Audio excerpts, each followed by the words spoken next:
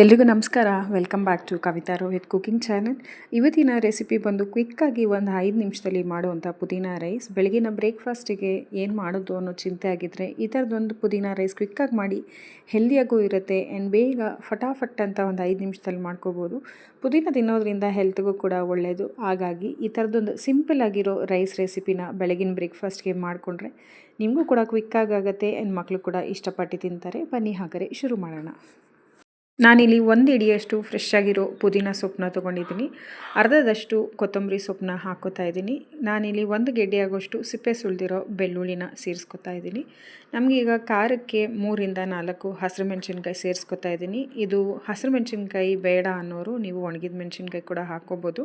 1/4 spoon ಆಗೋಷ್ಟು ಜೀರಿಗೆ ಹಾಕ್ಕೊಂಡು ಸ್ವಲ್ಪನೇ ನೀರು ಹಾಕ್ಕೊಂಡು ಗ್ರೈಂಡ್ ಮಾಡ್ಕೊಂಡು ಬರ್ತೀನಿ. ನಾನಿಲ್ಲಿ ಒಂದು ಬಾಣಲಿಗೆ 2ರಿಂದ 3 ಸ್ಪೂನ್ ಆಗೋಷ್ಟು ಎಣ್ಣೆ ಹಾಕ್ಕೋತಾ ಇದ್ದೀನಿ. ನೀವು ತುಪ್ಪದಲ್ಲೂ ಸಹ ಮಾಡ್ಕೋಬೋದು. 1 ಹಿಡಿ ಆಗೋಷ್ಟು ಕಡಲೆ ಬೀಜ ಸೇರಿಸ್ಕೊತಾ ಇದ್ದೀನಿ. 4ರಿಂದ 5 ಗೋಡಂಬಿ ಹಾಕ್ಕೋತಾ ಇದ್ದೀನಿ. ಗೋಡಂಬಿ ಕಂಪ್ಲೀಟ್ಲಿ ಆಪ್ಷನಲ್. ಇದು ಸ್ವಲ್ಪ ಕ್ರಿಸ್ಪಿ ಆಗೋ ತನಕ ಚೆನ್ನಾಗಿ ಫ್ರೈ ಮಾಡಿ ಸಪ್ರೇಟಾಗಿ ತೆಗೆದಿಟ್ಕೋಬೇಕಾಗತ್ತೆ.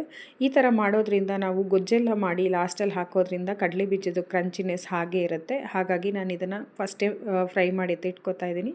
ಈಗ ಅದೇ ಎಣ್ಣೆಗೆ ನಾನಿಲ್ಲಿ 1/4 ಸ್ಪೂನ್ ಆಗೋಷ್ಟು ಸಾಸಿವೆ ಸೇರಿಸ್ಕೊತಾ ಇದ್ದೀನಿ. ಮತ್ತು 1 ಸ್ಪೂನ್ ಆಗೋಷ್ಟು ಕಡಲೆಬೇಳೆ, 1 ಸ್ಪೂನ್ ಆಗೋಷ್ಟು ಉದ್ದಿನಬೇಳೆ ಸೇರಿಸ್ಕೊತಾ ಇದ್ದೀನಿ. ಇದನ್ನ ಚೆನ್ನಾಗಿ ಗೋಲ್ಡನ್ ಬ್ರೌನ್ ಆಗೋ ತನಕ ಚೆನ್ನಾಗಿ ಫ್ರೈ ಮಾಡ್ಕೋಬೇಕಾಗತ್ತೆ. ನೀವು ಎಷ್ಟು ಚೆನ್ನಾಗಿ ಫ್ರೈ ಮಾಡ್ತೀರೋ ಅಷ್ಟೇ ಚೆನ್ನಾಗಿ ಕ್ರಂಚಿಯಾಗಿ ಇರುತ್ತೆ. ಇದು ಸ್ವಲ್ಪ ಗೋಲ್ಡನ್ ಬ್ರೌನ್ ಆಗೋ ತನಕ ಚೆನ್ನಾಗಿ ಫ್ರೈ ಮಾಡಿ. ಚಿಕ್ಕದು 2 ಈರುಳ್ಳಿನ ಸೇರಿಸ್ಕೊತಾ ಇದ್ದೀನಿ. ಇದಿಷ್ಟು ಹಾಕಿ ಚೆನ್ನಾಗಿ ಗೋಲ್ಡನ್ ಬ್ರೌನ್ ಬರೋ ತನಕ ಬಾಡಿಸ್ಕೋಬೇಕಾಗತ್ತೆ. ಇದು ಚೆನ್ನಾಗಿ ಗೋಲ್ಡನ್ ಬ್ರೌನ್ ಆದ ನಂತರ ನಾವೇನು ಗ್ರೈಂಡ್ ಮಾಡ್ಕೊಂಡಿದ್ದಂಥ ಪೇಸ್ಟನ್ನ ಇಲ್ಲಿ ಸೇರಿಸ್ಕೋಬೇಕಾಗತ್ತೆ. ಬೆಳಗಿನ ಬ್ರೇಕ್ಫಾಸ್ಟ್ಗೆ ತುಂಬ ಮಸಾಲೆ ಎಲ್ಲ ಹಾಕಿ ಮಾಡೋದ್ರ ಬದಲು ಈ ಥರ ಸಿಂಪಲ್ಲಾಗಿ ಮೈಲ್ಡಾಗಿರೋಂಥ ಬ್ರೇಕ್ಫಾಸ್ಟ್ ಮಾಡಿದ್ರೆ ತುಂಬ ಹೆಲ್ದಿಯಾಗೂ ಇರುತ್ತೆ ಆ್ಯಂಡ್ ಮಕ್ಕಳು ಕೂಡ ಕಲರ್ಫುಲ್ ಆಗಿದೆ ಅಂತ ಇಷ್ಟಪಟ್ಟು ತಿಂತಾರೆ. ಸೊ ಈಗ ರುಚಿಗೆ ತಕ್ಕಷ್ಟು ಉಪ್ಪು ಹಾಕ್ಕೋತಾ ಇದ್ದೀನಿ. ನಾವು ಗೊಜ್ಜಿಗೆ ಎಷ್ಟು ಬೇಕೋ ಅಷ್ಟನ್ನು ಉಪ್ಪನ್ನ ಸೇರಿಸ್ಕೋಬೇಕಾಗತ್ತೆ. ಸ್ವಲ್ಪ ಎಣ್ಣೆ ಎಲ್ಲ ರಿಲೀಸ್ ಹಾಕೋ ತನಕ ಚೆನ್ನಾಗಿ ಫ್ರೈ ಮಾಡಿಕೊಂಡು ನಾನಿಲ್ಲಿ ಚಿಕ್ಕದು ಒಂದೇ ಒಂದು ಟೊಮೆಟೊ ಹಾಕ್ಕೋತಾ ಇದ್ದೀನಿ. ನೀವು ಇದು ಟೊಮೆಟೊ ಬೇಡ ಅಂದರೆ ಲಾಸ್ಟಲ್ಲಿ ನೀವು ನಿಂಬೆಹಣ್ಣು ಸಹ ಸೇರಿಸ್ಕೋಬೋದು.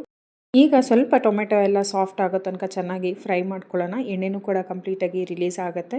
ಈ ಗೊಜ್ಜನ್ನ ನೀವು ಮಾಡಿಕೊಂಡು ಸ್ಟೋರ್ ಕೂಡ ಮಾಡಿಟ್ಕೋಬೋದು. 1 ರಿಂದ 2 ದಿವಸ ಆರಾಮಾಗಿ ಫ್ರಿಜ್ಜಲ್ಲಿ ನೀವು ಸ್ಟೋರ್ ಮಾಡಿಟ್ಕೋಬೋದು. ಕ್ವಿಕ್ಕಾಗಿ ಬೇಕು ಅಂದಾಗ ಅನ್ನ ಮಾಡ್ಕೊಂಡು ಮಿಕ್ಸ್ ಮಾಡ್ಕೋಬೋದು. ಈಗ ನಾನಿಲ್ಲಿ ಅನ್ನನ ಸ್ವಲ್ಪ ಉಡುಡಿಯಾಗಿ ಮಾಡ್ಕೊಂಡಿದ್ದೆ. ಆ ಅನ್ನನ ಹಾಕ್ಕೊಂಡು ಚೆನ್ನಾಗಿ ಮಿಕ್ಸ್ ಮಾಡ್ಕೋತಾ ಇದ್ದೀನಿ. ನಾನು ಮುಂಚೆನೇ ಹೇಳಿರೋ ಥರ ಟೊಮೆಟೊ ಬೇಡ ಅಂದರೆ ಈ ಹಂತದಲ್ಲಿ ನೀವು ಒಂದು ಅರ್ಧ ನಿಂಬೆಹಣ್ಣ ಸೇರಿಸ್ಕೋಬೋದು. ನಾನೀಗ ಫ್ರೈ ಮಾಡ್ಕೊಂಡಿದ್ದಂಥ ಕಡಲೆಬೀಜನ ಮತ್ತು ಗೋಡಂಬಿನ ಹಾಕಿ ಮಿಕ್ಸ್ ಮಾಡಿಕೊಂಡೆ. ತುಂಬ ಕ್ವಿಕ್ಕಾಗಿ ನಮ್ಮ ಪುದೀನ ರೈಸ್ ರೆಡಿ ಆಯಿತು.